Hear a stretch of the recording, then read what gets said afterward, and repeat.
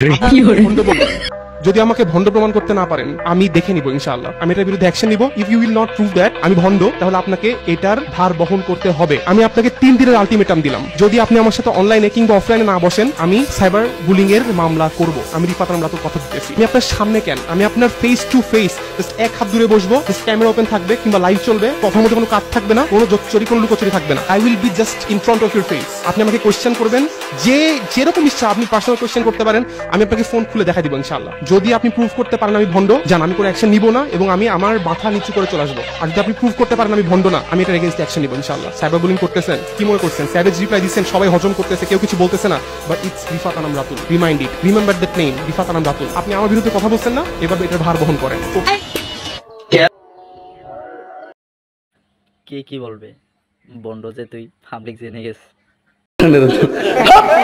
তুই যদি আমার 13 দিনও দেস, তোর লগে বসে কথা করার মতো আমার টাইম নেই তো।